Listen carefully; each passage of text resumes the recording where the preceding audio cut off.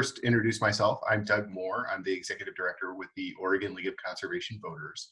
I'm here today with a super special guest, our endorsed candidate for City Council Post 2, Tera Hurst. Welcome, Tera. Hey, everybody. Hi, Doug. Hi, it's great to see you. It's different in a Zoom conversation rather than in person down at the Capitol all the time. Yes. And you get Otis, who's sitting over there. That's great. That's great. Well, let's start this off. Tera, why don't you tell the OLCV members about yourself and why you're running for Portland City Council? Sure. Thanks for doing this. So my name is Tera Hurst. I'm running for City Council position 2. And, you know, really where my story starts is when I was 19. I was, you know, at 19, I really hit rock bottom. I was doing a lot of drugs and alcohol, and my mom was terrified that I wouldn't make it to my 20th birthday. And, you know, really, quite frankly, she was probably right. I was on that trajectory, and it wasn't until right before my 20th birthday that I found myself in my friend's car, and she drove me around all night to keep me awake until we got to bed in detox. She did that because I knew that I wouldn't have the courage once I was ready to do it, and had committed to going. I knew that if I woke up or went to bed and woke up the next day, I wouldn't have the courage to do it. And so, you know, I was lucky, and I was able to get a bed in detox, and then transitioned over to treatment. You know, that brought me to South Florida, where I, you know, was a 20-year-old and had a whole life ahead of me. I did not think that I would survive my teens, and so I hadn't really planned. I hadn't gone to college. I've been waiting tables, and you know, it was just my biggest ambition at that moment was when I was cleaning houses, and there was this, what I thought was a beautiful apartment that I was cleaning out. And I just wanted to be able to live there someday. And I did. And, you know, so I had odd jobs, and then I ended up actually, and this is a strange one for our OLCV audience, but I ended up selling cars. I answered a classified ad in the newspaper back when that was a thing. And how we did our job searches, and it ended up being a sales job, and I sold cars for Chevrolet for 6 years. I worked my way up from selling to actually being the general sales manager, and managed a large team and a multi-million-dollar operation and budget and profit. And as you can imagine, being a young female in that role definitely came with its challenges, and you know, I learned a lot during that time. I moved my family to Portland, fell in love with Portland, and wanted to raise my 2-year-old at the time in a place exactly like this city. I loved the neighborhoods, the parks, the greenery, everything about it. I just completely fell in love with. And so I started raising my son Elliot here, and went to school. I went to Portland State, got my bachelor's in social work. I was really drawn to social work because there is a lot of political activism in social work, where we basically are fighting for the most vulnerable populations and doing it through systems change. So that's where I got my feet wet in Oregon politics. I was a legislative intern for the National Association of Social Workers, and we were down in Salem for the 2011 session where we fought for tuition equity and some really critical criminal justice reforms in that session that some passed and some actually just passed last year, because we all know how long it takes to get good things done in Salem. And that took me on my path. I was a community organizer for Basic Rights Oregon. Ran Jennifer Williamson and Jessica Vega Peterson's campaigns, worked in the legislature for Jennifer Williamson as well as Val Hoyle. And then I was recruited to go work for Charlie Hales when he was mayor. And that's where I really learned that the city is where you can have the biggest impact on communities and families.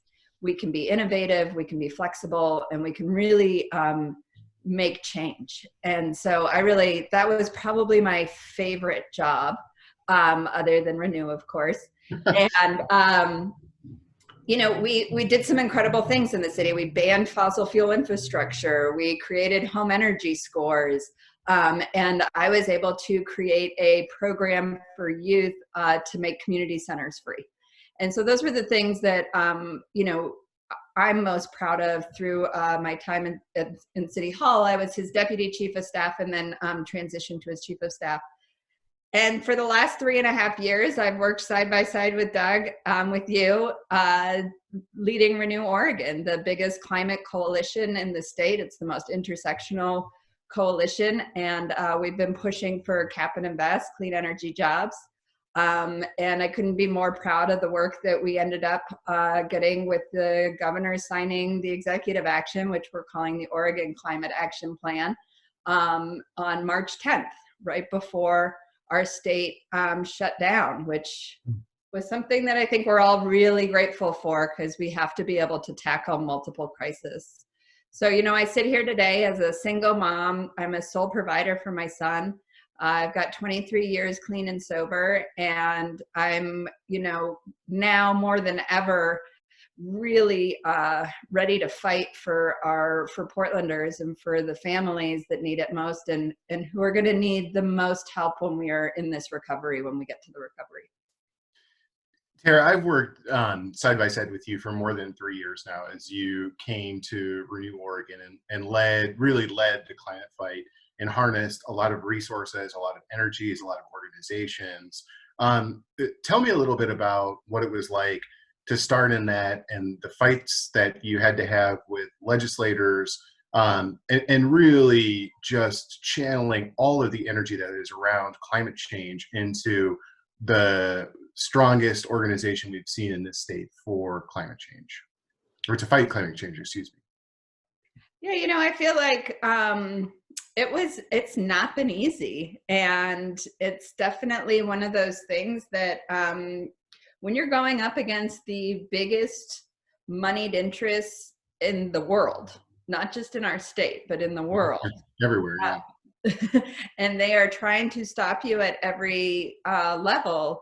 It's extremely alienating and lonely. And, there were times that our Renew team, who, at the smallest is about 6 folks. And then there are, and then obviously it expands when we have all the organizations and join.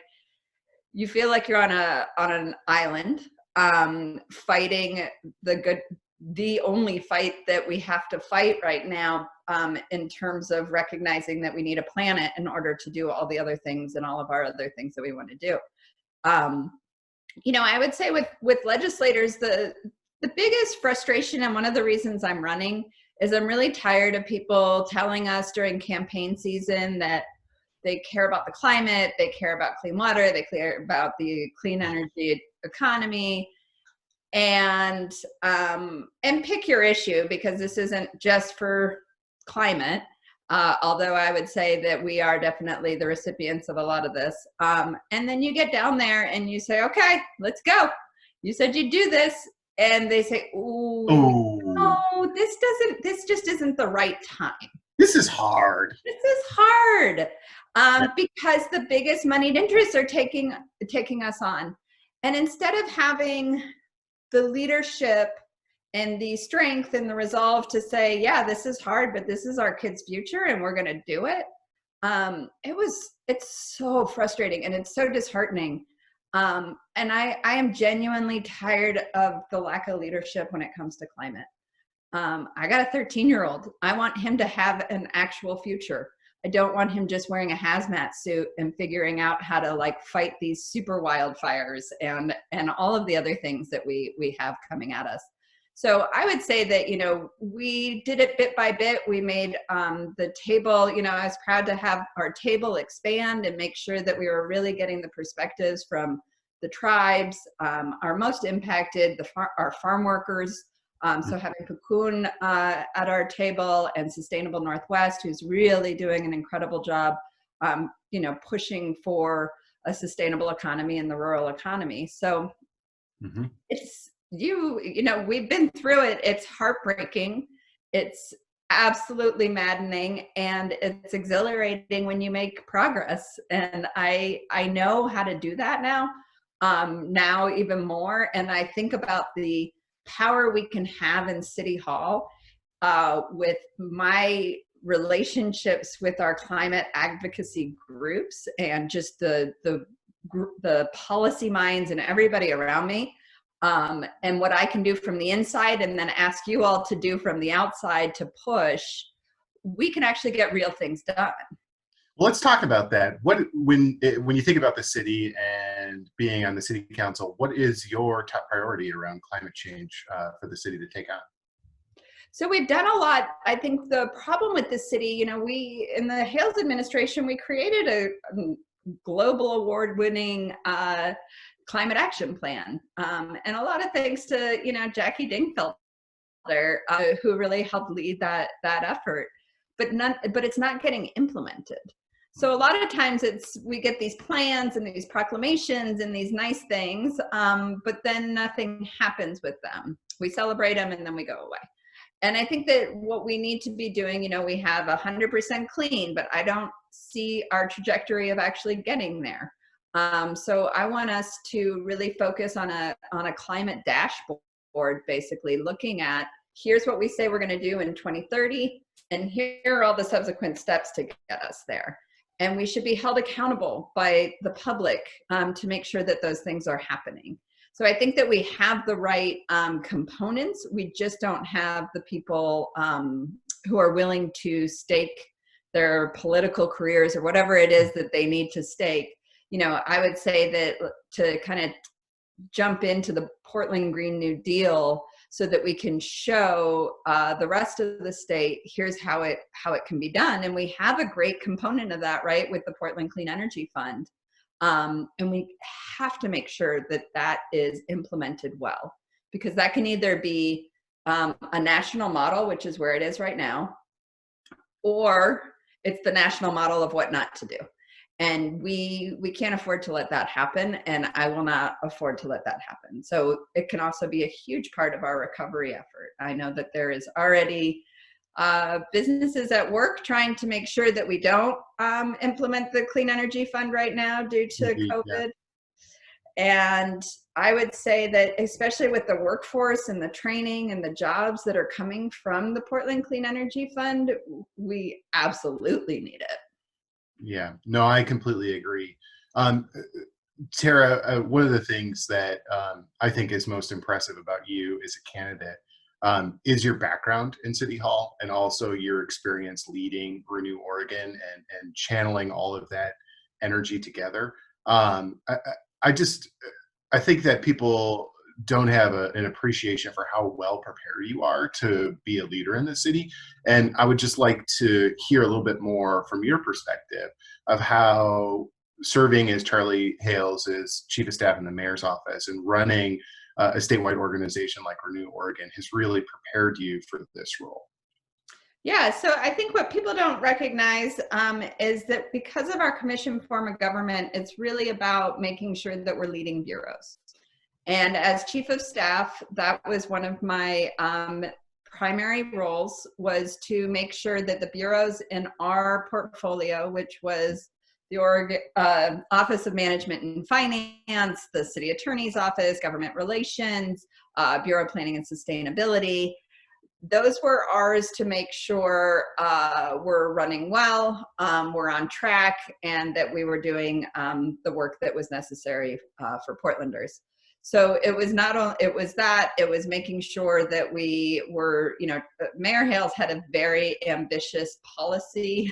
We had a Gantt chart that was almost the size of me up in our office, trying to tick away at all of the different things, because it was all about making 20-minute neighborhoods and sharing prosperity and sustainability, especially because he did go to the Vatican, and that really changed him.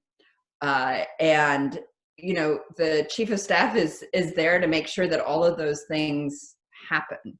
And we did. I mean, if you look at the accomplishments that we made by the end of 2016, and none of those happened just because we have an idea and then you get to kind of implement it, right? We were doing it in the middle of a houseless crisis. Mm-hmm. We were doing it in the heartbreak of our election in 2016, and there was all the riots that came out of that. But you have to stay focused and resolved to get those things done. And the chief of staff's job really is to make sure that we are still staying on track and getting that work done. So I actually know what the job is. I've done almost all the components except for probably like cutting ribbons. And so I have the experience. Running Renew has really helped me understand the other side. So what does it feel like to be an advocate being told, we'll see you in 3 months? Or, you can meet with my constituent services person. And now I have a much better appreciation and understanding of the heartbreak as it is to be an advocate, quite frankly, because for the most part, I've been working on the other side of the desk where we are being lobbied and not being the ones lobbying. And that's a really big shift. And I think that those two components of knowing exactly how the inside works, but also now knowing how to push things from the outside, we can be lethal when it comes to climate action, right? And to really getting good things done. It's just about having the resolve and being willing to get knocked down and get back up. And I would say over the last 3.5 years, I have proven that I can get knocked down and pick myself back up. And quite frankly, as a person in recovery, my bangs and bruises are deep, and I have struggled. And that's part of why I think that's such an important part of my story is that doesn't go away. And as we look towards recovering as a city, I've had multiple people reaching out to me saying that they want to get sober. And because I've been out there talking about it, they're asking me for help and how to do that. That's really important as we heal. And we are going to have even more people that are going to need that support in those services. Switching gears for a second, let's talk a little bit about policy for just a second. I'm interested to hear how you think, informed by your experience in the mayor's office, running Renew, as a woman in recovery and an effective leader, how do you see progressive local policy and how can it inspire statewide action? And where can the city of Portland lead right now at this time? Yeah, it's a great question. I mean, I think that, again, the Portland Clean Energy Fund, it's up to us to show that it can work. Because as we know, we've been pushing for a similar policy statewide that was more reflective of our state for clean energy jobs and all the other million bill members that it's housed. And if we can show the state that, yes, you can invest in clean energy, we can invest in this transition, and the sky won't fall, the air will be cleaner. Those are the kinds of actions that we can't just pass a thing and then let go of it. We have to see it all the way through.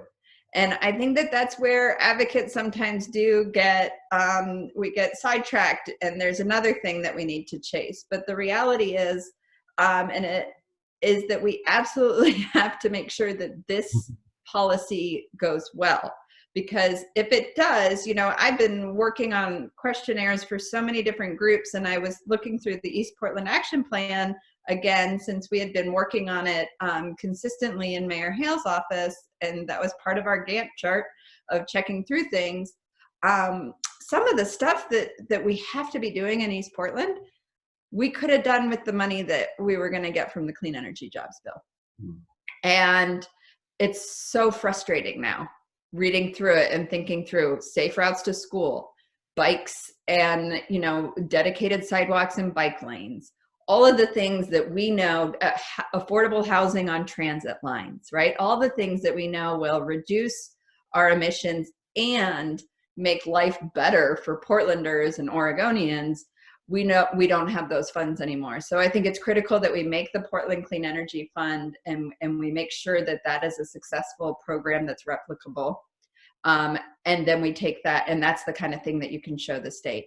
The 100% clean, let's make sure that we are actually taking action on that, and that is actionable, because that is the next fight in the Capitol, right? Is how do we ensure that we have 100% clean energy fueling our utilities in the near term? That's great. Thank you, Tara. As we close out, I want to say I really appreciate you taking the time out of a difficult time. It's hard to campaign while we're all indoors. So I wanted to thank you for that, and also ask if you have any parting thoughts before we close out this interview. No, I just appreciate everybody, and I appreciate you standing behind me early in this campaign. I think it's really important. There's as a new candidate who's clearly not new to the political world, but definitely a new throwing my hat in as a candidate now. Having the support of OLCV and OLCV members has made all the difference for me. So I just truly appreciate it, and everybody needs to fill out their ballots and don't forget to vote. And I would really appreciate your vote in the primary. Thank you, Tara. I hope that everyone has enjoyed this opportunity to get to know Tara a little bit better. Just as a reminder, the Oregon League of Conservation Voters has endorsed Tara, and we are standing behind her for City Council here in Portland in Post 2. Ballots will be out soon, and we'll hope you will fill them out right away for Tera Hurst. Thank you. Thanks, everybody.